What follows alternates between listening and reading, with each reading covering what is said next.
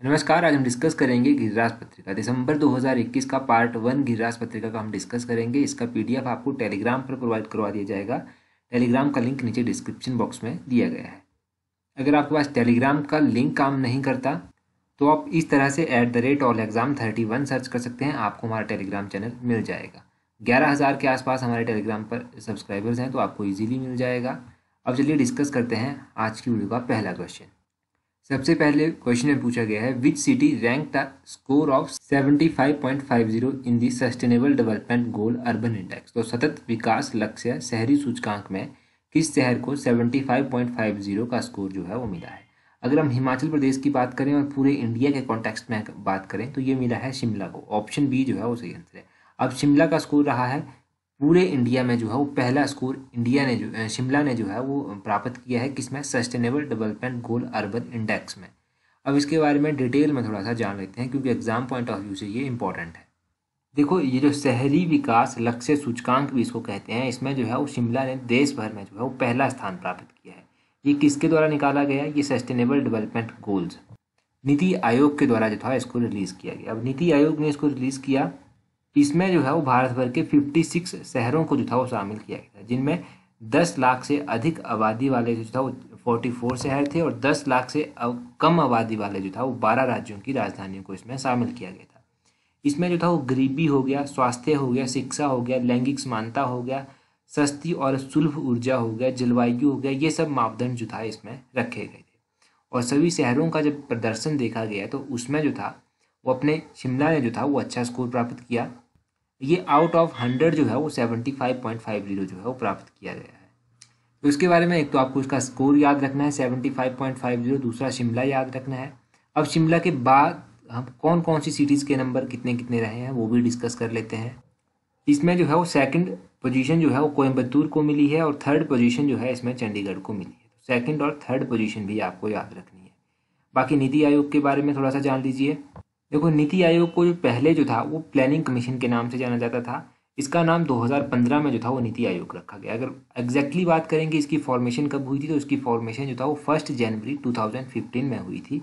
और इसके चेयरपर्सन कौन होते हैं? इसके चेयरपर्सन जो है वो नरेंद्र मोदी हैं, यानी कि प्राइम मिनिस्टर जो है इसके चेयरपर्सन होते हैं। इसके वाइस चेयरपर्सन कौन है? तो वाइस चेयरपर्सन का आप जरूर याद रखिएगा, राजीव कुमार इनका नाम है, ये वाइस चेयरपर्सन है। और इसके सीईओ कौन है, चीफ एग्जीक्यूटिव ऑफिसर कौन है इसके, तो वो है अमिताभ कांत। इन सभी के नाम आप याद रखिए। ये सभी क्वेश्चंस जो हैं वो एग्जाम में पूछे जाते हैं। अगला क्वेश्चन देखिए, अगले में पूछा गया है, recently Himalayan goral 9th national dragon boat race championship 2021 organised है। तो हाल ही में हिमालयन गोरल 9वीं राष्ट्रीय ड्रैगन बोट रेस चैंपियनशिप 2021 का आयोजन कहाँ पर किया गया है? ये अभी हाल फिलहाल में आयोजित की गई। और ये कहाँ पर की गई आयोजित? ये आयोजित की गई कहाँ पर? आपके तेलुरु बोटिंग पॉइंट। ये तेलुरु बोटिंग पॉइंट कहाँ पर है? ये चमेरा लेक में पड़ता है। चमेरा लेक कहाँ पर है? चमेरा लेक चंबा में है। इसके बारे में थोड़ा सा डिटेल में जान लेते हैं। डिटेल में इसके बारे में आप ये रखिए याद कि मुख्यमंत्री श्री जयराम ठाकुर ने जो है कुछ दिन पहले जो था वो चंबा चलो अभियान, एक अभियान चलाया गया है चंबा चलो अभियान। इसके अंतर्गत जो था ये दी हिमालयन गोरल 9वीं राष्ट्रीय ड्रैगन बोट रेस जो है, इस प्रतियोगिता का जो है वो समापन अवसर था। समापन अवसर पर जो था वो क्रीड़ा स्थल तेलुरु में जो था एक कार्यक्रम आयोजित किया गया था। तो यहाँ पर जो था इन्होंने इसके बारे में थोड़ी सी बात की। याद रखिएगा कि तेलुरु बोटिंग पॉइंट कहाँ पर है? ये डिस्ट्रिक्ट चंबा में है। चमेरा लेक याद रखिएगा, चमेरा लेक को कौन एग्जीक्यूट करता है?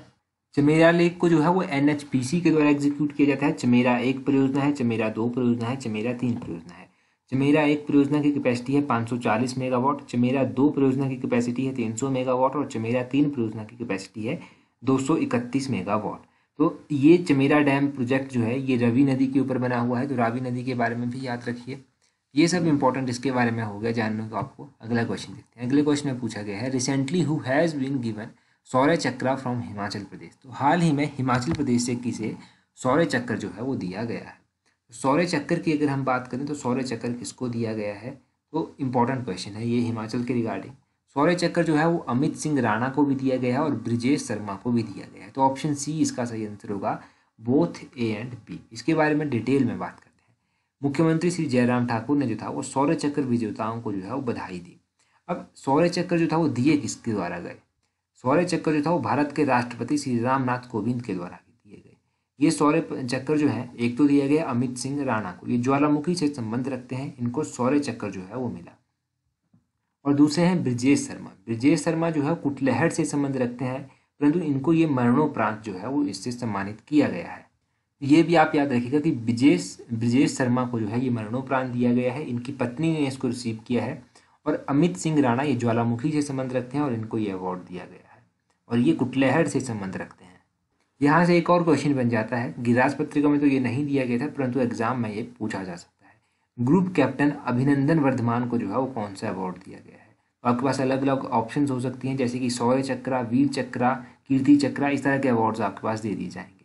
तो ये जो है ये वीर चक्र अवार्ड इनको दिया गया है ग्रुप कैप्टन अभिनंदन वर्धमान को।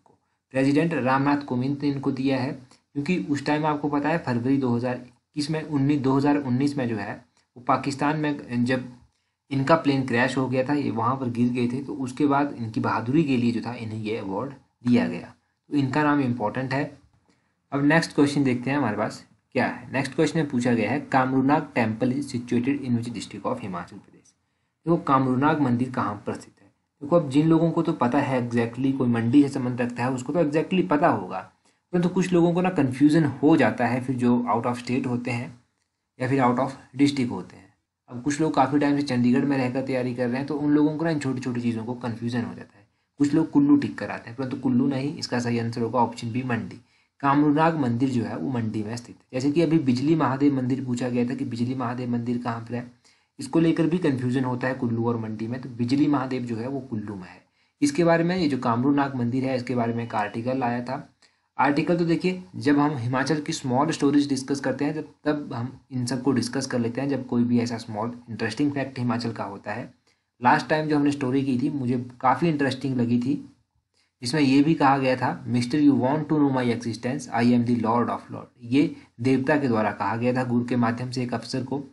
तो ये सब ऐसे ऐसे इंटरेस्टिंग फैक्ट आपको जानने को मिलते रहते हैं दूसरे चैनल पर। दूसरे चैनल का लिंक नीचे डिस्क्रिप्शन बॉक्स में दिया गया है, आप वहाँ पर सब्सक्राइब कर सकते हैं।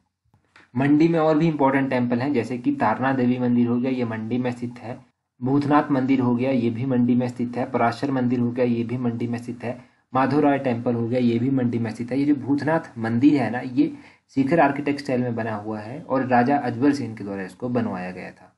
और ये जो पराशर मंदिर है मंडी का, ये पराशर मंदिर जो था ये राजा बाण सेन के द्वारा जो था वो बनवाया गया था। तो इन मंदिरों के बारे में भी आप थोड़े थोड़े फैक्ट याद रखिए। बाकी क्लैरिकल के एग्जाम में 84 टेम्पल पूछा गया था, तो 84 टेम्पल कहाँ पर है, ये भरमौर में पड़ते हैं। जब एग्जामिनर को कुछ ज़्यादा ही टफ क्वेश्चन पूछना होता है तो वो पूछ सकता है आपसे कि मंडी के साथ कितने राज्य जो है वो सीमा शेयर करते हैं। तो मंडी के साथ जो है वो एक तो कुल्लू शेयर करता है, दूसरा शिमला करता है, तीसरा सोलन करता है, चौथा बिलासपुर करता है, पाँचवा हमीरपुर करता है और छठा जो है वो कांगड़ा करता है। तो इस तरह से मंडी के साथ जो है वो 6 जिले बॉर्डर शेयर करते हैं। तो ये भी क्वेश्चन पूछ सकता है पूछने वाला, जब घुमा फिरा कर क्वेश्चन पूछने होते हैं। अगला क्वेश्चन देखिए। अगले क्वेश्चन में पूछा गया है Indian institute of advance studies located at which place. अब आप कहेंगे कि ये क्वेश्चन जो था वो एग्जाम में पूछा गया था, अभी वहीं से कॉपी कर लिया। ऐसा नहीं है, ये क्वेश्चन जो था वो गिरिराज पत्रिका में आया था। बात करते हैं कि क्यों आया था। गिरिराज पत्रिका में ये इसलिए आया था क्योंकि हिमाचल प्रदेश के राज्यपाल राजेंद्र विश्वनाथ हार्लेकर ने जो था वो भारतीय उच्च अध्ययन संस्थान Indian institute of advance studies इसको कहते हैं, यहाँ पर जो था इन्होंने 75th इनके 75वें वर्ष में जो है वो संविधान की भावना विषय पर आयोजित राष्ट्रीय संगोष्ठी को जो था वो संबोधित किया। अब इन्होंने इस राष्ट्रीय संगोष्ठी को संबोधित किया, तो इसीलिए इसके बारे में थोड़ा सा आया था, जो एग्जाम पॉइंट ऑफ व्यू से इंपॉर्टेंट नहीं है, परंतु ये इंपॉर्टेंट है कि ये कहाँ पर स्थित है। Indian institute of advance study ये चौड़ा मैदान में स्थित है। कई बार चौड़ा मैदान के बजाय आपके पास समरहिल ऑप्शन दिया जाएगा, तो समरहिल भी सही आंसर होगा। ऑप्शन सी इसका सही आंसर है, चौड़ा मैदान। तो देखिए, अगर आप Indian institute of advance study की बात करेंगे तो इससे पहले इसको वाइसरेगल लॉजे के नाम से जाना जाता था। ये ट्यूडर आर्किटेक्ट स्टाइल में 1888 में बनाया गया था। अब इसको डिज़ाइन किया गया था हेनरी इरविन के द्वारा। 1965 में क्या हुआ, डॉक्टर राधाकृष्णन यानी कि डॉक्टर सर्वपल्ली राधाकृष्णन के द्वारा जो था इसे हैंडओवर कर दिया गया Indian institute of advance study को। इसीलिए अब ये Indian institute of advance studies को कहा जाता है। इससे पहले इसको वाइसरेगल लॉजे कहा जाता था। 1888 में इसकी कंस्ट्रक्शन कंप्लीट हो गई थी। ट्यूडर आर्किटेक्ट स्टाइल में ये बना हुआ था, और जब ये बना था तो इसमें 6 स्टोरीज होती थी। इसका डिज़ाइन जो है वो हेनरी इरविन ने डिज़ाइन किया था इसको। ये सब बेसिक क्वेश्चन इसके बारे में है, ये आपको याद भी रखने हैं और आपको रिवीजन भी इनका करते रहना है। अगला क्वेश्चन देखते हैं। अगले क्वेश्चन में पूछते हैं, Himachal Pradesh forest ecosystem management and livelihood improvement project has been started with the assistance of. तो हिमाचल प्रदेश वन इकोसिस्टम प्रबंधन और आजीविका सुधार परियोजना किस की सहायता से जो है वो शुरू की गई है? तो ये जाइका की सहायता से स्टार्ट की गई है। Option C Japan International Cooperation Agency. ये क्वेश्चन आपने पहले भी देखा होगा एक बार, परंतु इस बार फिर से गिरिराज पत्रिका में आया था। अब क्यों आया था ये, तो ये भी मैं आपको बता देता हूँ कि क्यों आया था गिरिराज पत्रिका में, और इसके बारे में एक बार फिर से हम डिटेल में रिवाइज भी कर लेते हैं। ये कहा गया था कि ये जाइका परियोजना है, इस परियोजना को जो है वो दूसरा चरण इसका चलेगा, तो इसको जो है हिमाचल के 12 जिलों में जो है वो लागू किया जाएगा। और इस परियोजना का उद्देश्य क्या है? इसका उद्देश्य ये है कि फसल में विविधीकरण को एक सफल मॉडल के रूप में बनाना, सब्जी उत्पादन के क्षेत्र को जो है वो 2500 हेक्टेयर से बढ़ाकर जो है वो 7,000 हेक्टेयर तक लाना इसका उद्देश्य है। इसे होगा क्या, इसे प्रदेश में जो है वो बेमौसमी सब्जियों की खेती की अपार संभावनाएं हैं, तो वो भी यहाँ पर बेमौसमी सब्जियाँ उगाई जाएंगी, और फिर किसानों को जो है अपने उत्पादन का सही मूल्य जो है वो भी मिलेगा। ये कहा गया था कि हिमाचल प्रदेश सरकार जो है वो जापान के साथ जो है वो कृषि परियोजनाओं के ऊपर कार्य कर रही है, और 1010.60 करोड़ की ये परियोजना जो है जाइका, इसके दूसरे चरण का हाल ही में धर्मशाला से जो है वो शुभारंभ भी किया गया है मुख्यमंत्री श्री जयराम ठाकुर जी के द्वारा। तो ये सब आप इसके बारे में इम्पोर्टेंट याद रखिए। जाइका परियोजना जो है काफ़ी इम्पोर्टेंट परियोजना है, ये कृषि क्षेत्र में चलाई जा रही है, तो ये सब आप याद रखें। अगला क्वेश्चन देखते हैं। अगले क्वेश्चन में पूछते हैं, when was the Janmanch programme started by Himachal Pradesh government. तो ये क्वेश्चन क्यों गिरिराज पत्रिका में आया था? देखो, कहा गया था कि नागरिकों की समस्याओं का समाधान करने के लिए जो है वो जनमंच कार्यक्रम का जो है वो आयोजन किया गया, और 10 जिलों की विभिन्न विधानसभाओं में इसका आयोजन जो है वो कुछ टाइम पहले किया गया।